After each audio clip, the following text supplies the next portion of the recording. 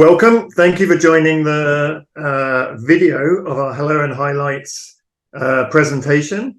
I'd like to start off with introducing our three people on this video. Myself, Simon Jones from Naturescapes, and I'll let my colleagues introduce themselves and then we'll get started. Hi, I'm Carol Klein and I'm with Appalachian State University. I am a tourism professor there. Thank you for being here. Hi everyone, I'm Kiara. I'm a project specialist with Uplift, and one of my roles as a project specialist is helping to edit the Hellos and Highlights videos. So I'm here to help you brainstorm different ideas if you want to help with some of the creative process, and I'm here to help edit those videos, add music, put all the videos together. So feel free to use me as a resource to help with this creative process. But I'm so excited to have you here and can't wait to see what you come up with. And I also want to highlight that the highlight in the Hello and Highlights that all of the editing and that process is all free, so you don't have to pay for anything. What we just ask you to do once you've seen this video is to contact us. We'll send you a folder and some other materials to get you rolling, and then we'll work with you through the process. So without more of ado, I will get rolling. So as I just mentioned, the first step in this in the Hello and Highlights program is to watch this video. We say it's about an hour, but actually that's the more live process, so it should be a little shorter than that. Once you've watched this video, we ask you, as I just mentioned, to contact us, and then we'll send you your own personal folder and some a checklist and some other details to get you moving on recording your videos. We ask that you shoot those videos ideally within 2 or 3 weeks. We're here to help, so if you have any questions or want to clarify something, just let us know. But we ask that you, once we send you the materials, shoot those videos. We'll ask you to shoot a number of clips, so those clips will only be maybe 15 or 20 seconds each, and we'll go through what those are in just a minute. Upload them to the folder. We'll then provide some feedback on those videos. So we may ask you to tweak something here and there, or we may come back and say, you're fantastic, this is great, but we may have a question of what order you want it in, or if you want something to a certain way or other. So we'll provide that feedback within 1 to 2 weeks of you giving us all of your clips. And then we'll ask you to then, if you need to reshoot something or tweak it here and there, we'll ask you to do that within another week or two, ideally. And then after that, we'll edit and provide you with the final video. And you'll get the final video. So we'll send you the files. You can do with it whatever you want. So what do we mean when we say hello and highlights? Really, it's a kind of brief and succinct way of introducing yourself as a host. And it may be you as an individual. It may be you and your partner. It may be you and a colleague. It doesn't really matter if it's one person, if it's two, that's fine. But we want you to introduce yourselves, demonstrate the connection you have to your tourism experience and the place, and then talk about what the tourism experience is to potential visitors. So the goal is to kind of work through narrowing down and within 60 or 90 seconds, we say maximum 90 seconds, but if it's 60, that's even better because, as we know, people have short attention spans. But we want to kind of work through introducing yourself and your tourism experience in a really short and snippy way.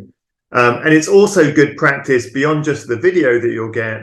It's great practice to just have that really short way of introducing your tourism experience. If you're meeting someone, you have 1 minute to talk to them, you can succinctly tell them exactly what the tourism experience they'll get, and then hopefully hook them in to come and experience it. So that's the main goal of what we're talking about today. So the easiest way to actually see what we mean is to see what we mean in terms of the actual videos that will be created. So we've shot a couple. These are fake examples that myself, Carol, and our colleague Hesse have shot, but they give you a sense of what we're looking for. As you'll see as we go through these, there's improvements that could be made, and think about those as we go through them. But it gives you a sense of what that structure is. So this is one that I shot, and then we'll also have a look at some of the others in just a minute. Hi, I'm Simon Jones from Quiet Ridge B&B. My family's had Jones Mountain for 100 years, and 5 years ago my wife and I built this beautiful little cottage on it, and we invite you to come and stay with us and experience everything we have to offer. Start your day with made-to-order, tasty, organic and fresh food to enjoy with friends or family. Relax with a book or cup of coffee while you take in the view. If you want to explore the region, check out the nearby farmers market, as well as shops and other fun in the town of Simonville. For a little adventure, we can provide you with tubes to float down the river and even pick you up at the end of your trip. Finish your day with a great, locally sourced dinner and maybe a s'more by the fire. We look forward to hosting you at Quiet Ridge B&B.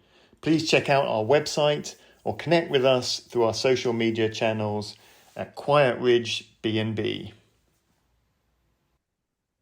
Okay, so as you'll see from that video, there's essentially 3 different pieces that we would like you to put together.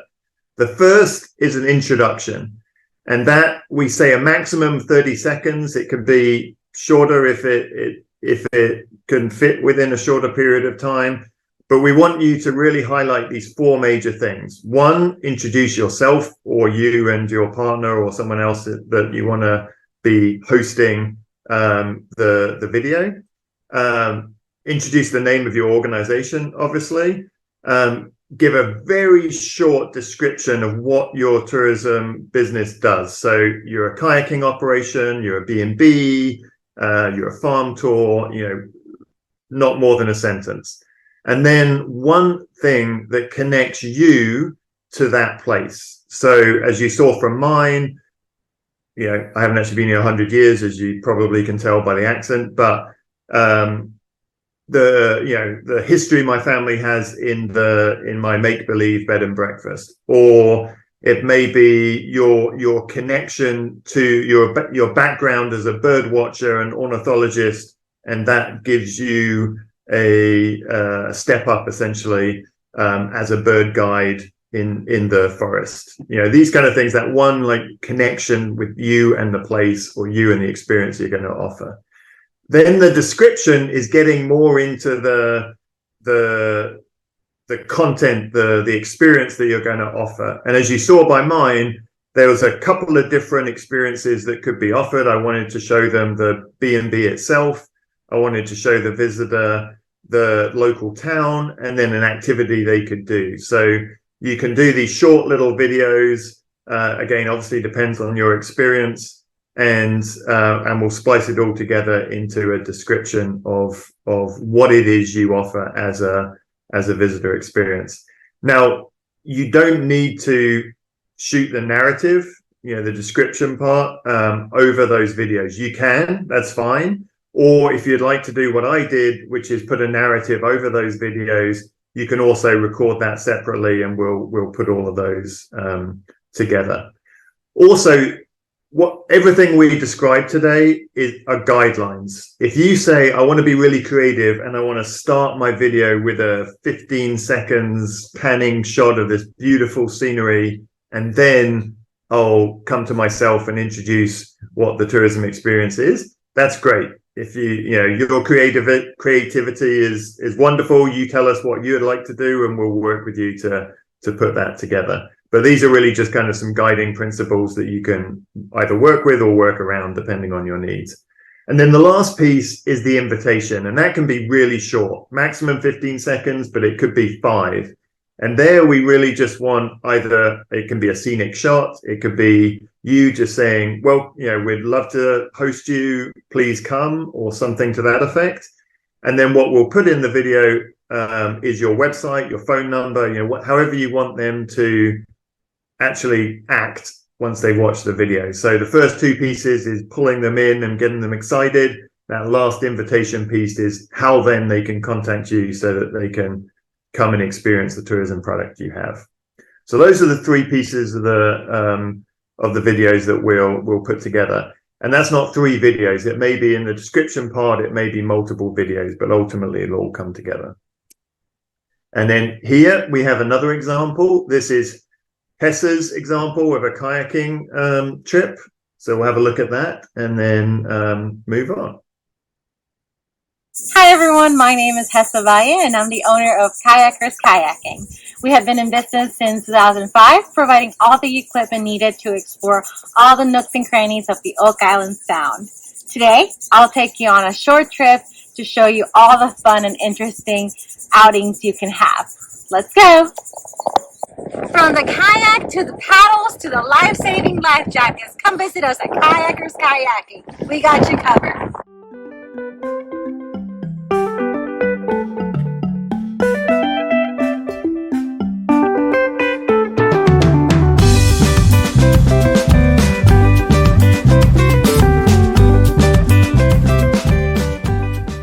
Welcome back. Hope you guys had a great time out on the Sound. If you're ready to come kayak with us, make sure you stop by Kayakers Kayaking to get your equipment and say hi. You can pre-rent all you need on our website, kayakerskayaking.com, or you can give us a call at 919-555-0125. Thank you so much for spending the time getting to know us, and we hope to see you soon. Okay. So you've now seen two videos, two examples, different locations, different types of experiences, and different ways of kind of putting those together. There are some things we'll talk about in just a little bit about sound, for example. As you saw from Hesse's, there was some background sounds, so that may be a consideration to think about. Lighting, framing, other pieces like that. That we need to think about as we go into, but hopefully you've got a good sense of roughly what we're looking for. These are very rough, and we can obviously, once you put yours together, we'll make them look really nice. So a couple of things as you get started, or even actually before you get started, to think about. The first is, what is your story? What would you like the visitor to take away from this video? To keep in their mind and to say, yes, this is what I want to come and experience. And those stories, it could be one story, it could be multiple stories, depending on what the activity or the tourism experience or the service you're providing. The second thing to think about is, where do you actually want to shoot those videos? That may be one location, around your facility. It may be multiple locations. So think about where you want to introduce yourself or you and your partner, where you want to shoot the description of the activity you're providing, and if those are multiple places, how and where you would want to do that. Things like timing may also be applicable, so you can get good light in the morning on the river or something like that. So just think about where you'll be shooting it. And then also who you'd like to tell the story. Is it you? Is it someone else? Is it you doing the introduction and someone else doing the descriptive part? But just think about who's involved.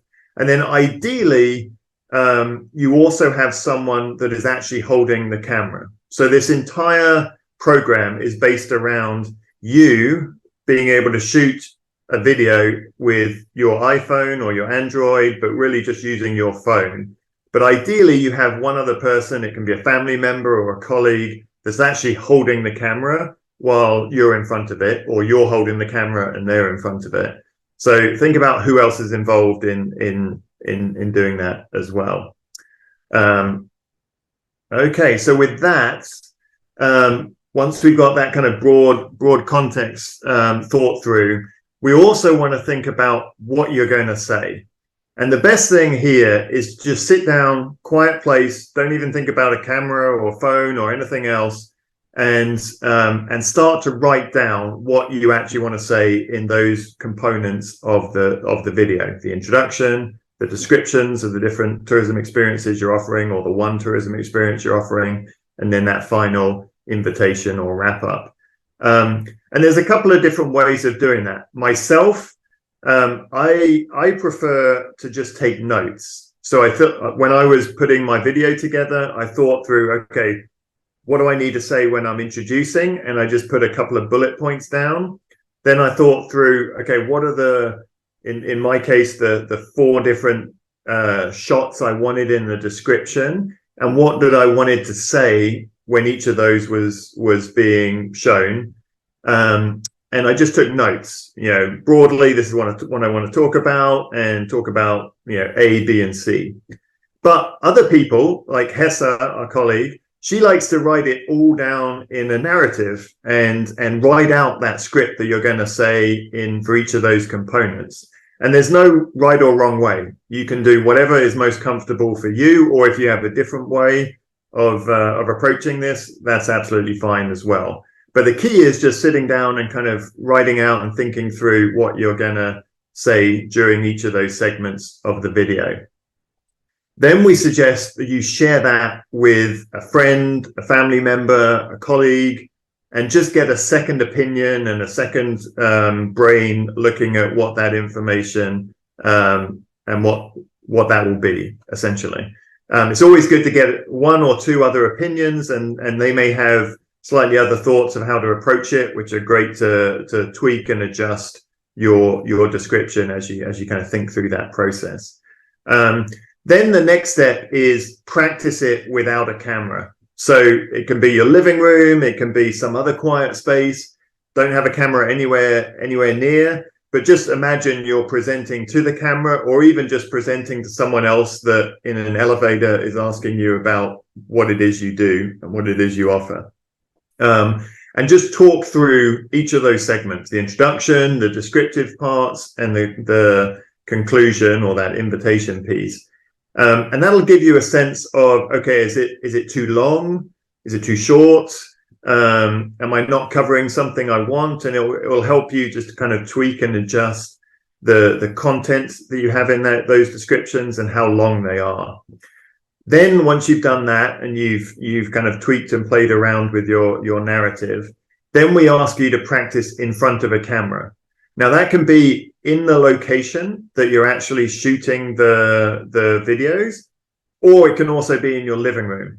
It doesn't really matter where you are, but it's good to get in front of a camera, have the person that's going to be helping you and holding the camera do that, hold the camera, record you, and then run through that narrative again. And you may want to do this several times, but run through it, pause the camera or pause the recording, go back around, have a look at that recording. And by looking at those recordings, you can get a sense of, okay, what does the sound like? Am I talking too quickly? Have I gone on? Is it too long? So I need to shorten it up a little bit, or some other adjustment like that.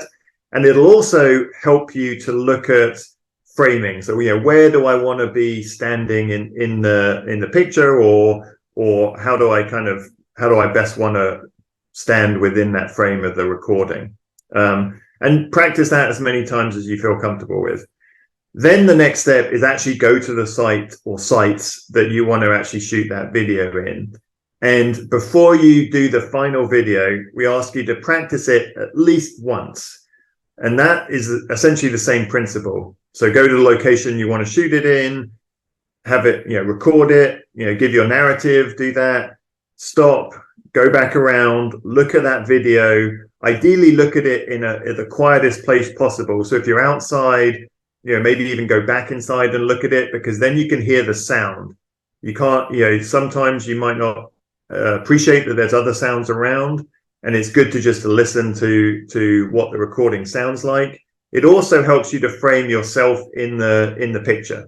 So you may want to adjust that a little bit, tweak it, shoot it again, have another look, and play around with it. And then once you've done that, you're ready to go. You're ready to shoot. And with that, I'm going to transfer to Carol, who will talk through some of the tips and techniques of actually shooting your video. Hi, everybody. Yes, now that you've thought about this big picture, I'm going to focus on some of the more detailed aspects and some of the more technical aspects.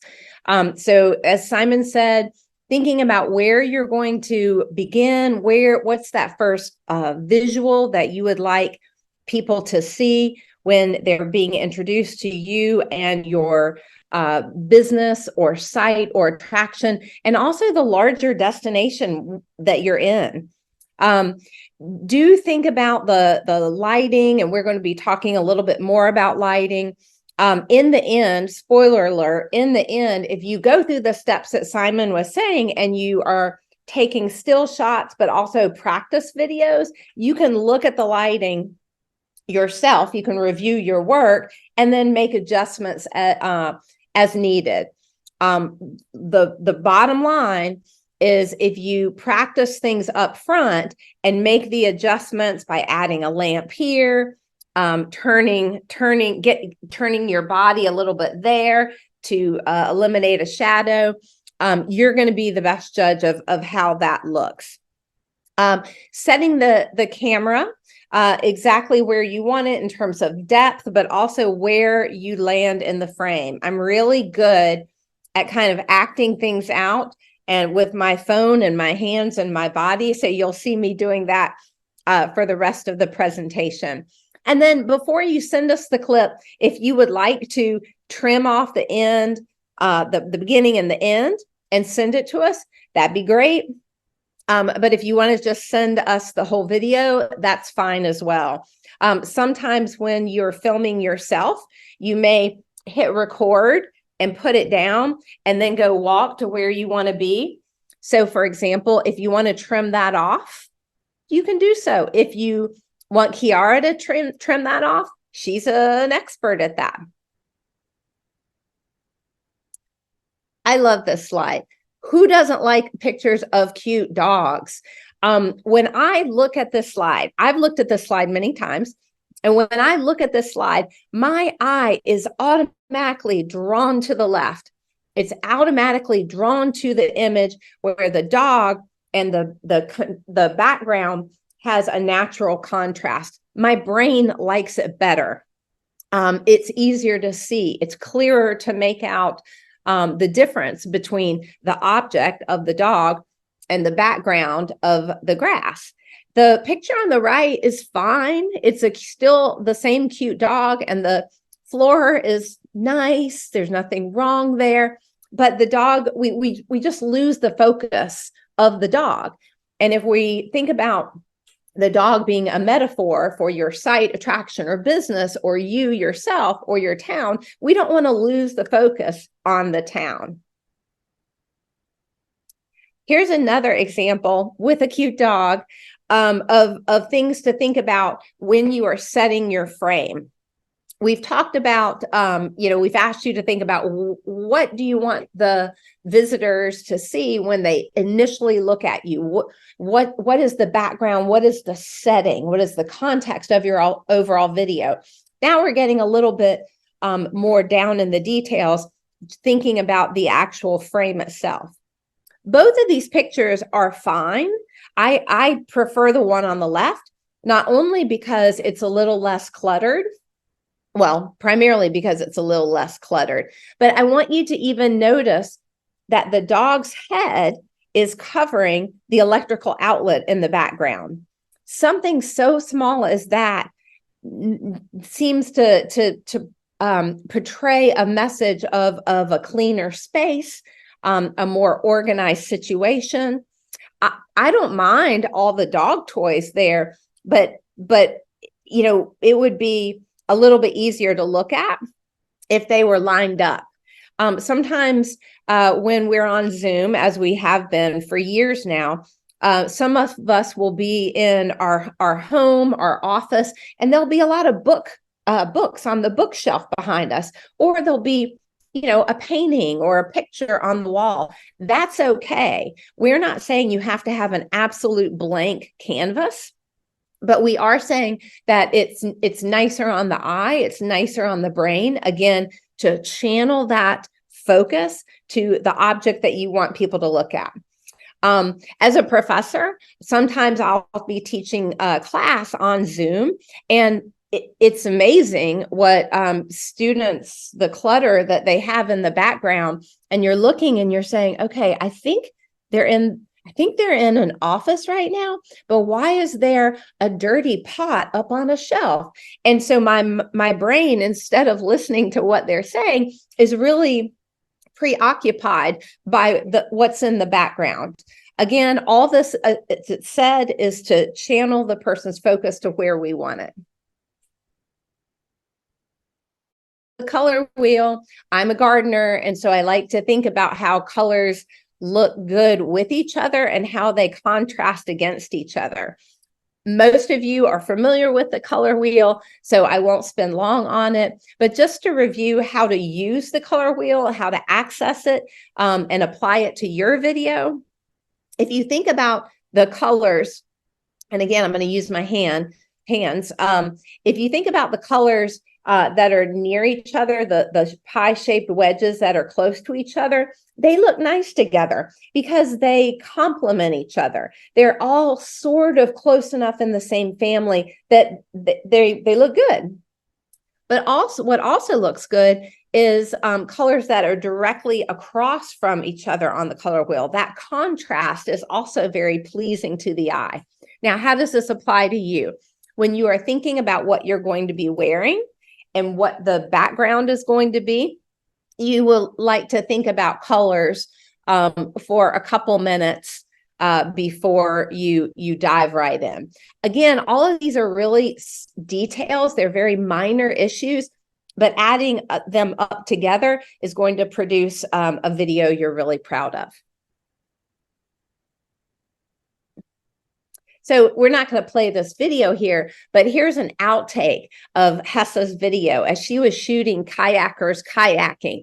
All right, what is wrong with this picture? There's a lot of things wrong here.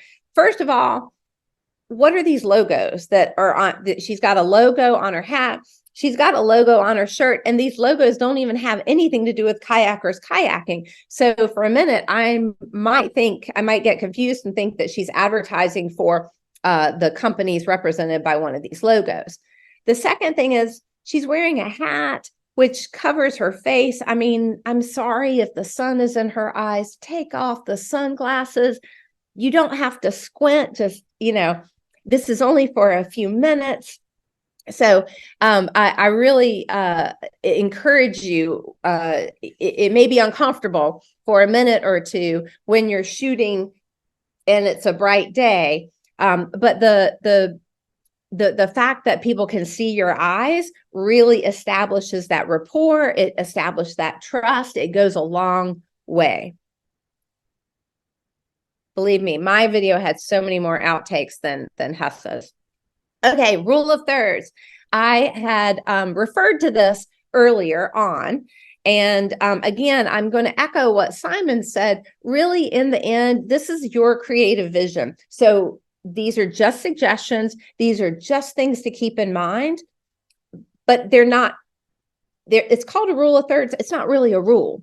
It's just a guideline. So if you look at the dog in the upper left-hand corner, she's sitting right there in the middle of the frame. I think that looks good. So I'm saying this right up front to say you don't have to follow the rules of thirds. Don't be intimidated by the rules of thirds. She looks really good right there. Personally, I might have taken the whole shot over a little bit just to get that electrical outlet out of the frame.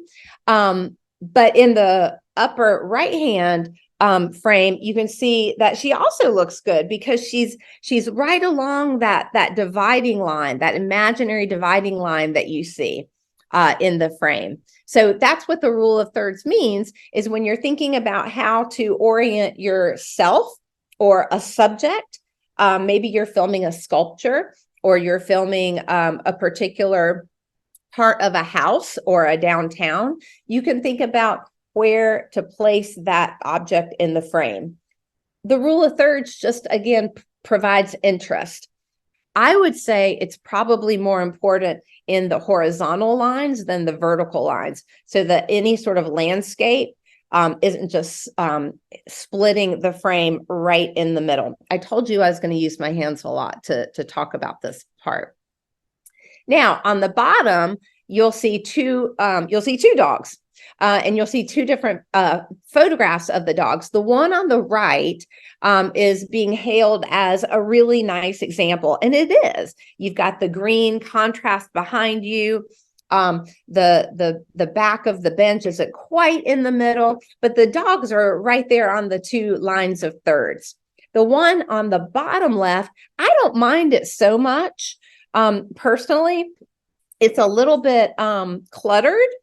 Because the dogs overlap each other, the images of the dogs overlap each other. I think this would be a very interesting picture if perhaps the dogs had some space in between them, even though this slide is saying try to keep them within the same depth.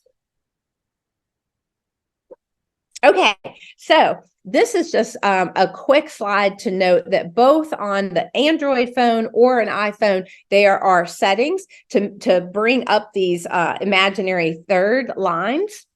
And you can refer back to this slide if you want to do that on your camera.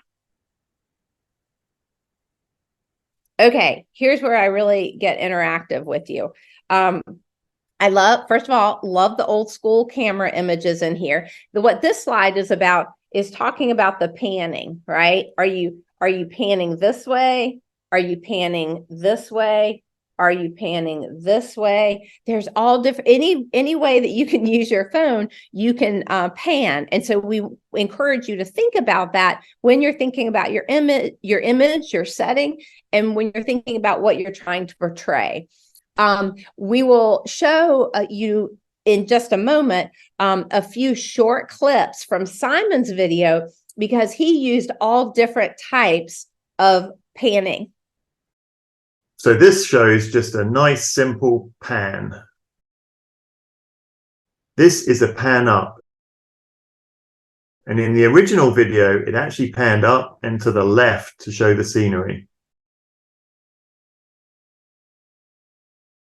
This is one of my favorite shots where you're moving through the farmer's market, and on yours, you can be creative with how you use that movement. It doesn't have to be just a still pan up and down. It's always fun to end with some food. And this one, the camera is kind of flying over the food for a creative way of looking at that subject.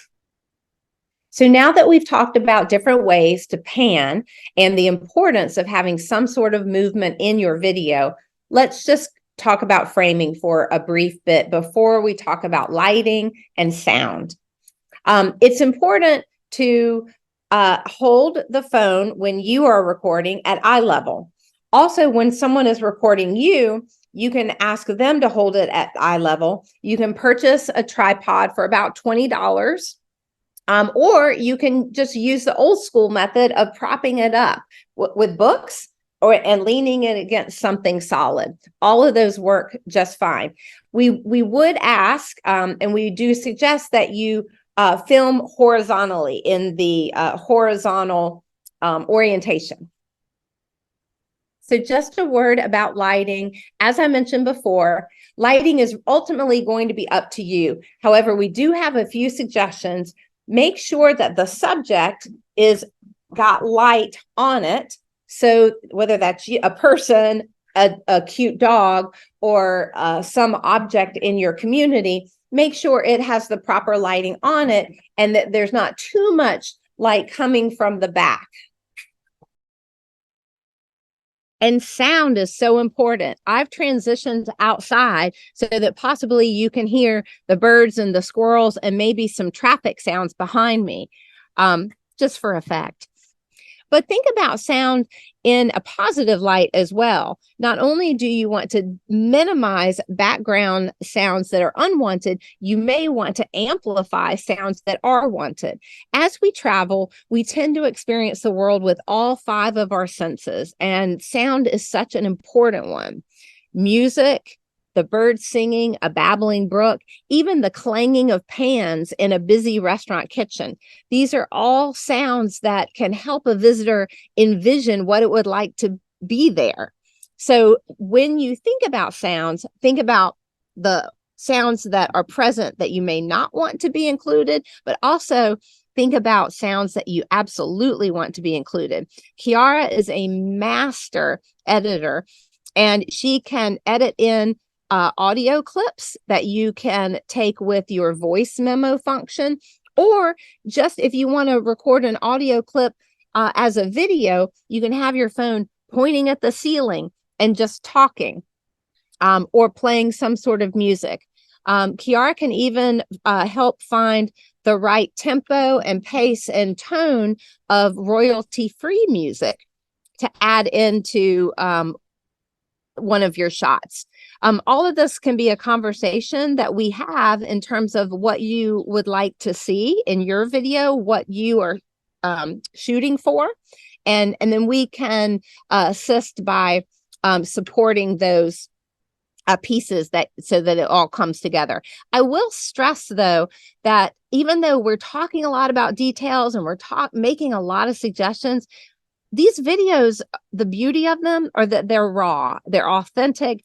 They're not a $30,000 produced piece by a fancy marketing house. It's you creating these videos and inviting people in. So I just encourage you to have a conversation with us, because you can, just to reiterate, you can record voiceovers separately. You can record intentional sounds separately, and we have the ability to incorporate those into your overall video. Okay, now we're going to see the third place of three, third place winner of the internal Uplift fake video contest. It was a unanimous decision, but here I am proudly showing you my video. Hello, my name is Carol Klein, and I'm the Executive Director of the Uplift County Arts Council. Our showroom is located on Main Street in Uplift Town, right across from Southern Community Bank. Our mission is to showcase and celebrate the vast array of artists that we have in our region. Many of our artists are multi-generational families who have lived in the area for decades. And then we also have new neighbors who have moved into North Carolina to call it home. We have artists that work in ceramics, fiber, wood, paper, and just about any other media you can think of. We have photographers, and we have individuals who work in the digital arts. And I have the best job in the world because I get to work with them all, not only enjoying the impact of their talents, but learning about their families and their stories and their lives and how it impacts their work. I didn't start appreciating art until I was in my 30s, but I've come to understand that art influences our mood, our mindset, and our behavior. If you are fortunate enough to have a painting or a photograph or a handmade object in your home, then you know it becomes a part of you. Come see us at the Uplift County Arts Council and learn about our arts classes, our Meet an Artist program, and maybe even take home a piece of local art that you can enjoy to remember your travels here. Okay. So maybe I have a dream to be an arts council director, and I got to act it out here for a few minutes. Some things I want to point out about this video is, first of all, there's some shadows that I didn't notice until after the fact. Second of all, there's a little bit of a hollow, echoey sound in the video, and if I were doing this to try to get customers to come in, I would have definitely reshot that. Now, Hessa was kind enough to shoot this for me, and I shot parts of it in my home, and Hessa's been over to my house. And so the point I want to make here is that if you use a friend or your partner or someone who's very familiar with the surroundings maybe a colleague and you're in your office, they may not notice these things either because they have the same familiarity with the setting that you do.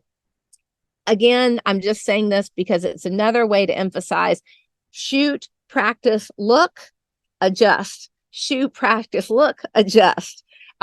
Really doing all of that due diligence up front is going to make the best possible video. Now I'm going to turn it over to my colleague Simon to talk a little bit more. Okay, I'll talk a little bit more, but very briefly.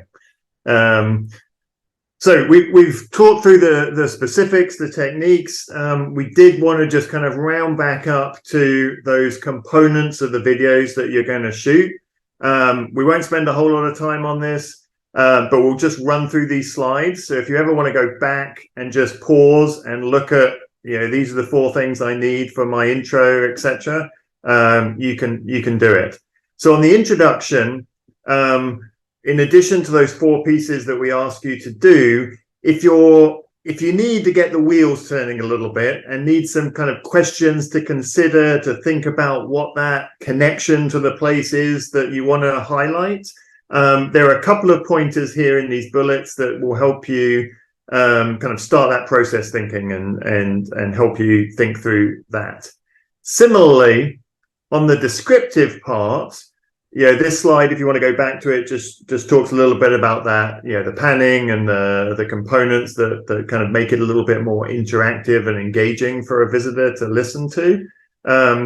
But also, if you need that sentence starter, if you're sitting there thinking about how you're going to write out your narrative, but you need something to kind of get going and start you off, there's a couple of sentence starters ideas that you can adopt here, or of course use your own as needed.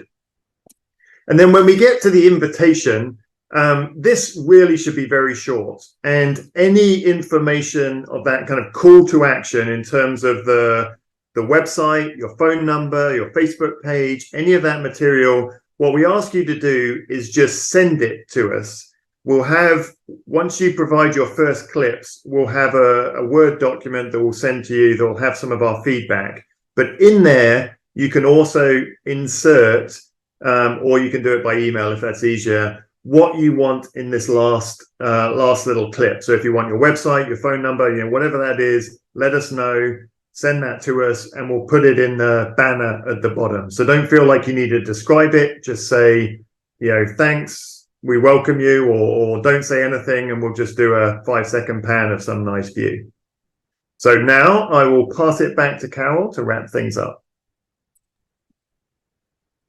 Yeah, so we have done this video instruction with real life participants before. And if we were doing that now with you, we would go into breakout rooms. We would put everyone into breakout rooms and have a discussion, a small group discussion about the items that you see here on the slide.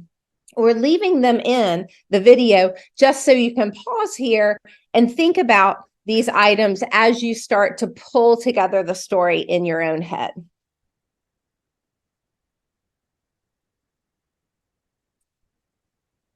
Again, we will provide you with a checklist of all the things that we talked about today, in addition to very detailed instructions about when we suggest you get clips to us, and a lot more information about how to go through this process.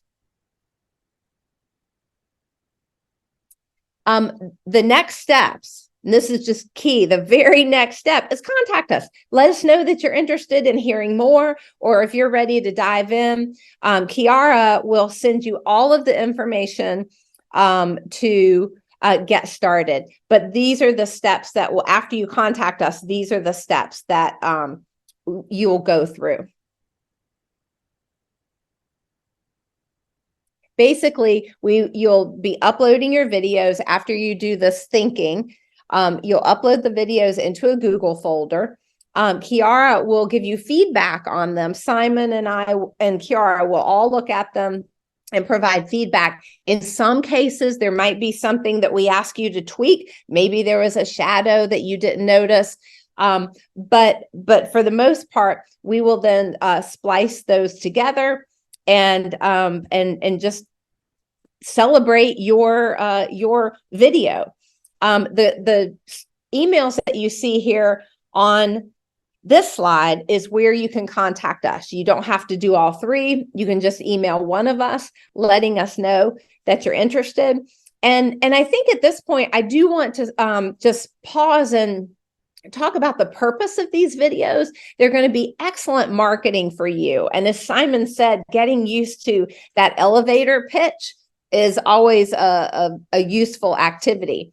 But also, as we gather more and more of these videos together, your destination will be able to really show a critical mass of offerings, and will also serve not only as a marketing piece for yourself, but for the larger destination. In addition, as you watch other people's videos and they watch yours, a sense will build about the identity of the community and all of the things that are offered, so that you can even start cross-marketing each other. Thank you so much for being a part of this program. Simon, Kiara, and I cannot wait to work with you. And again, just contact us if you have any questions or if you're interested in getting started in your Hello and Highlight.